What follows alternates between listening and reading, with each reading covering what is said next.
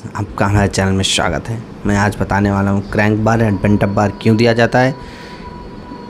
ये आपके लिए काफ़ी इंटरेस्टिंग होने वाला है, क्योंकि एज अ सिविल इंजीनियर आप जब इंटरव्यू में देखोगे तब भी आपसे क्वेश्चन पूछा जाता है कि बेंट अप बार क्यों दिया जाता है, क्रैंक बार क्यों दिया जाता है।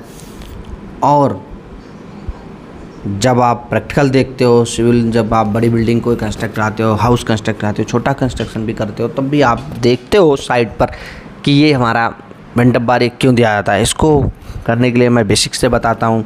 वन वे स्लैब में मेन बार को बॉटम में तथा डबल बार को ऊपर रखते हैं। मेन बार को शॉर्टर स्पैन में के अलोंग दिया जाता है, क्योंकि स्लैब पर जो फोर्स लगता है वो शॉर्टर स्पैन के अलोंग ही लगता है। अब मैं बात करता हूँ मेरा मेन टॉपिक, जो कि एज इंजीनियर आपको जरूर जानना चाहिए, क्रैंक बार क्यों दिया जाता है। क्रैंक बार या बेंट अप बार, बेंट अप बार इसलिए दिया जाता है क्योंकि यह निगेटिव बेंडिंग मोमेंट यानी शियर फोर्स और बेंडिंग मोमेंट सैगिंग बोले वो भी सपोर्ट्स पर ही लगता है, तो और शियर फोर्स भी सपोर्ट्स पर लगता है। तो ये बेंट अप बार क्या करता है, सैगिंग जो आती है, निगेटिव बेंडिंग मोमेंट आता है सपोर्ट्स पर, उसको भी काउंटर अटैक करता है और शियर फोर्स को भी यही काउंटर अटैक करता है।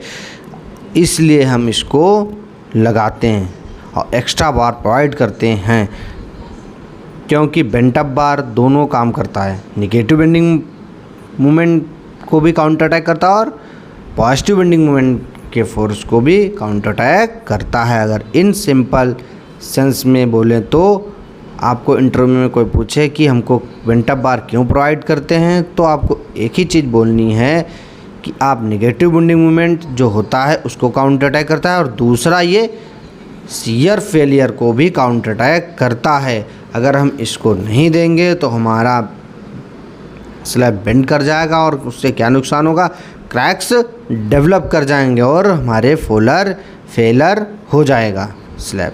बस आपको इतना ही बताना है, बस और कुछ नहीं बताना है। अब आगे मैं देखता हूँ कैसे दिया जाता है, क्यों, कितनी लेंथ पे देना चाहिए, ये सब चीज़ें बात करो। अब मैं बात दिखा रहा हूँ आपको। ये देखिए, स्लैब की लंबाई हमारी मान ली 15 है। मान ली हमारी स्लैब की लंबाई यहाँ से यहाँ तक 16 है, जो मेरी आप स्लैब देख रहे हो। अब मुझे बेंट अप बार देना है, तो हमें बेंट अप बार की लेंथ कितनी देनी पड़ेगी, L/4। तो हमने 16 का 4 किया, कितना, 4, यानी 4 फीट पर हमें बेंट अप बार 4 फीट लंबा देना होगा। ये देखिए मेरे इसमें दिया भी है 4 फीट पर, और हमने वो भी निकाल रखा है, साथ में एक्स्ट्रा बार भी बांध रखे हैं, देखते रहो।